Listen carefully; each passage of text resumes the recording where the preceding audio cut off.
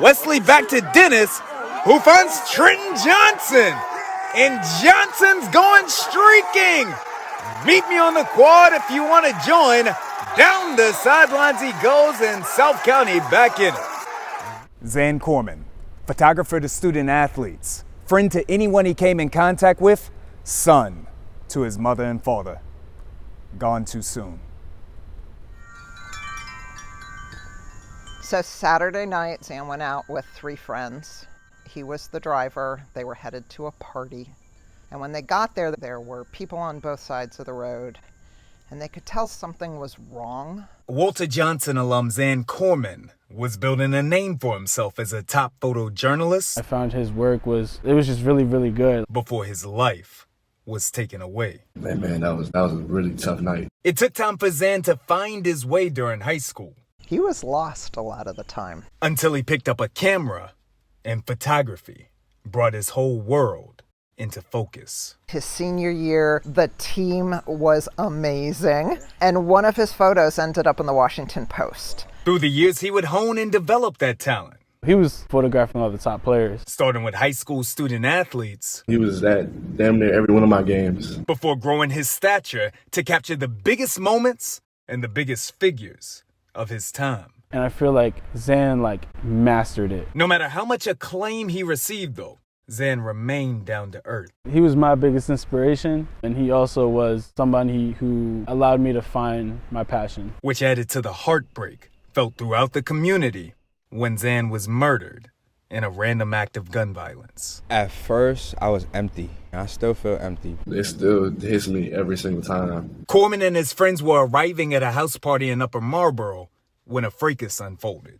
There were supposedly 30 shell casings found and 4 or 5 guns involved. I was supposed to be at that party in the car with them. First thing I did was just get on my knees and pray. Zan and the others pulled over and ducked in his car to avoid danger, but a stray bullet burst through the glass, hitting Zan. Seeing him fight for his life, I was speechless. It was apparent that Zan had been shot in the chest. And I just felt the bullet. So I just started applying pressure to it. But when he got to the hospital, emergency personnel discovered the full extent of his injuries. He had been shot in the orbital bone of his left eye, and the bullet was lodged in his brain. Less than a week after entering the hospital, the photojournalist who'd captured moments and memories of others' lives lost his own. It just cuts me so deep, man. It hurts my soul knowing he's not here anymore. Of the many adjectives used to describe Zan, the most frequent? He's selfless. I had $1 for every time somebody referred to him that way. One of the greatest examples occurred in July at Peach Jam, a star-studded high school basketball tournament held in South Carolina, where Zan assisted a young photographer he'd been mentoring, setting him up for the shot of a lifetime. We got to see LeBron and Carmelo casually just watching a game. I wanted to walk up to them and just take a picture. But instead of Zan going up to LeBron and Carmelo to take the shot, he backed up and he told me that he was going to get me photographing my best image. That photograph that he took ended up in People magazine this week. That's what Zan wanted for people. And we need to make some goodness come of this.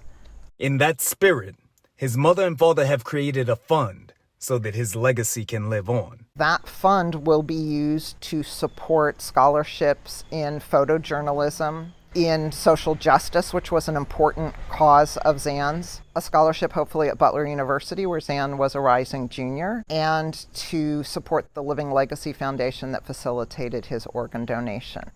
Zan Corman, gone, but never forgotten.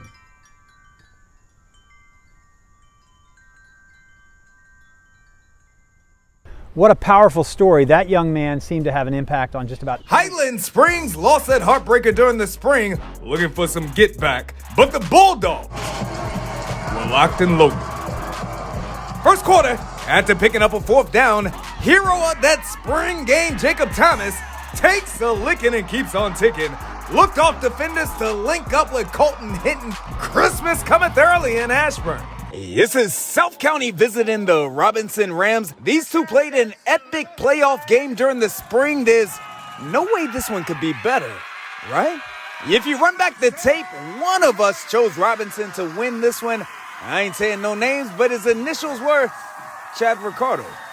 Oh. But it's getting time to the rivalry portion of the schedule. None bigger than this one.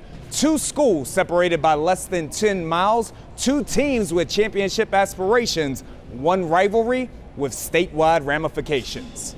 The better the QO Northwest rivalry is, the better for Montgomery County and the better for the state of Maryland. On Friday night, the Quince Orchard Cougars and Northwest Jags will renew a rivalry so fierce, the Hatfields and McCoys are growing nervous. If I play my brother, you want to beat him. It don't matter. It's almost storybook, the kind of thing you see in movies. 8 out of the 9 last seasons, either us or QO has been in the state championship. 2 schools separated by mere miles. And as a crow flies, school's only a mile away. With student athletes who are friends by day. Everybody knows each other and everybody wants to talk smack. I know a couple guys. I haven't talked to them since the season started. But adversaries under the lights. On the field, though, these teams want to kill each other. In recent history, the rivalry has gone back and forth. I think he may have gotten a few more wins than I did. With QO dominating the regular season. Going back to 2013, that was the last time Northwest beat QO in the regular season. Only to have Northwest even the score in the playoffs. In the last 8 times they've played in the playoffs, they're 4-4 against each other. Through the years,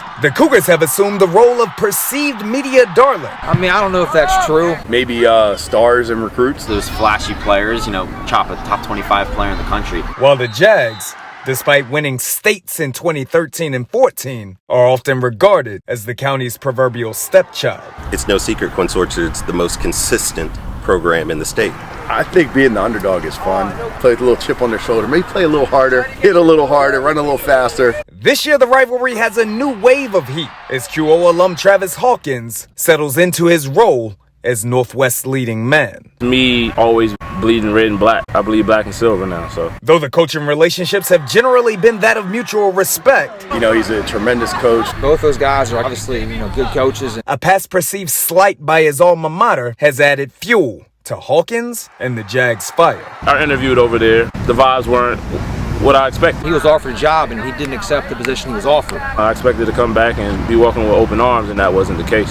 Sometimes, if things are personal, you kind of lose track of that game plan. If I can beat him every time, I get a chance, so that's just going to be the case. And it's with that energy that these top 10 teams enter the field Friday night. Going all the way back to 2004, the year that the seniors were born, Northwest has won 3 times in the regular season against QO. The Jags believe this year's squad is built different. And when we step on the field, we just want to be the most physical, dominant team we can be. And a lot of people don't like playing against a team like that for 4 quarters. The Cougars always up to the challenge. Teams can get rattled when they play the Jaguars, but this is nothing new for Quince Orchard. I feel like we're tougher than any school in Montgomery County. We're going to have to bring our big boy pants and we'll see what happens. Quince Orchard. But you want to beat them. It's just that competitiveness. Northwest. It's the grit that we come out and play with. Everybody will see it next Friday. Rivalry renewed Friday night. They beat a team 74-0 this year. I'm sorry, Walter Johnson. This team is great. Coach Hawkins has them going. Joe, my mind says that this game is all Northwest. My football intellect says that their toughness pulls this one out. But my heart, Joe, my heart is with the Cougars. Cougars have done a great job this year getting the ball into the hands of their playmakers. Syracuse commit Donovan Brown in the Wildcat. Nasty stiff arm. Turns Lorfels around and the track star long strides his way into the end zone. 7-0 Quince Orchard. Winganoa playing host to Oakdale. Out here in the cornfield! Out here in the cornfield. Every off-season workout, every practice, every game up to this point leads to this moment. 2 big-time rivals looking for that playoff seeding. It's going down tonight. Lepofsky looking deep and mama, there goes that man. Number 8, Jalen Walker, showing off his Mamba mentality. The Kip Panthers, a squad set to compete for a DCSAA championship on the field. But first, they must overcome tragedy off of it. The Kip football program is back on the prowl. But this just weeks after the death of a schoolmate that rocked them to the core. I've seen stuff like that happen before, but not at this age. At the young age they were, it shouldn't have happened. On August 18th, 15-year-old Kip freshman Keemon Payne was fatally stabbed by a 16-year-old student in the midst of an altercation that took place right outside of the Washington, D.C. school. All the teachers came in like panicking, letting us, trying to get us out the building. We didn't know what was going on. We was all confused and scared.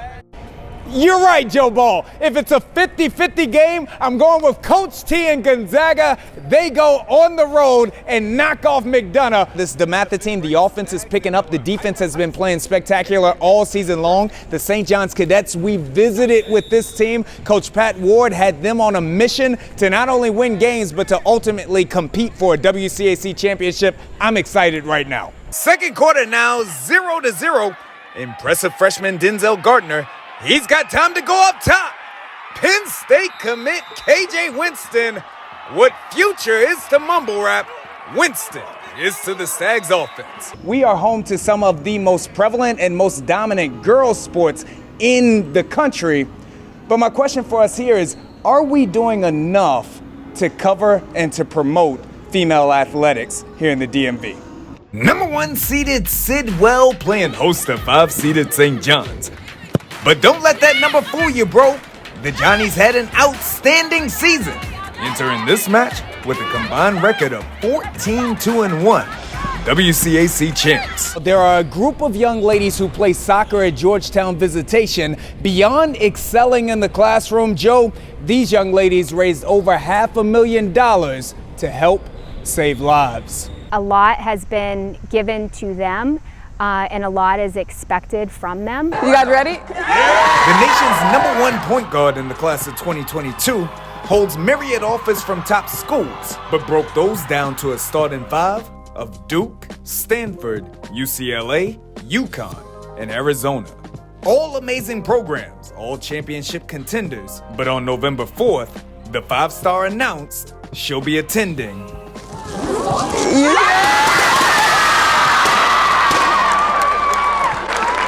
UCLA has been knocking on the door of the Final Four, visiting all the way from New York, and the Quakers would back that up. Number 1 point guard in the class of 2022, Kiki Rice, running the break with the sweet dish to Kaya Miller for 2. The UCLA commit, not afraid to do the dirty work, grabbing the rebound before finding Jaden Donovan running the wing. Joseph Mapoye, a student athlete at Archbishop Carroll High School, came to the United States to play basketball, but what we found out is he's so much more than just an athlete. If you have all the success and you make it to the league, let's say, what would you do? He said, Coach, I would take care of my family, I would take care of my country. I would build my family a house, and I would build hospitals and schools. Joseph Mupoy, the uber-talented edge rusher at Archbishop Carroll, whose story off the field is even bigger than his game on it. I would say he's an example for all of us. A native of Congo, Mupoy left his home at the age of 15 in hopes that one day he could provide his family with a better life. You can call the WCAC an ambulance because every night somebody catches a body. Donovan Freeman just put that on that young man's head. The Pumas were on the prowl, preparing to defend their Maryland 4A state championship before COVID protocol stopped them in their tracks. I'm just trying to keep my composure, but I just couldn't. I ended up walking down the whole street just crying, cause it was heartbreaking. And rumors of the Pumas' inevitable demise have been floated by some all season long. Would today be the day? First half in Sean Johnson looking for a receiver, but he's chopped down by Kanye Parker. Jeremiah Williams recovers the fumble, and Puma Nation is rocking. One of the coolest things going down in high school sports in all of the DMV, Joe Ball, I would say for all time. 3 young men, one from the district, one from Maryland, and one from Virginia, is going to be crowned the High Def Heisman. Very cool. Look back in the spring championship, you catch the touchdown pass to win the championship, and then here in the fall, you throw the touchdown pass to win the championship. If we were in Hollywood, the producer would throw this script out. He'd say that it's unbelievable, that it could never happen. What do we say? Death, taxes, and the good counsel running game. I said it before, and Dylan Jones backs it up. He finds a crease behind that offensive line, and if your name ain't Usain Bolt, you ain't catching the kid from there. That leaves many within the state of Maryland wondering if the Damascus Hornets have the same sting. It's a community that loves football and expects to win, and that's the same standards that we have for ourselves as coaches and players. Friday night, Josh Klotz will embark upon his first full season as head coach of perennial powerhouse Damascus. Please don't take away my library card, Gonzaga.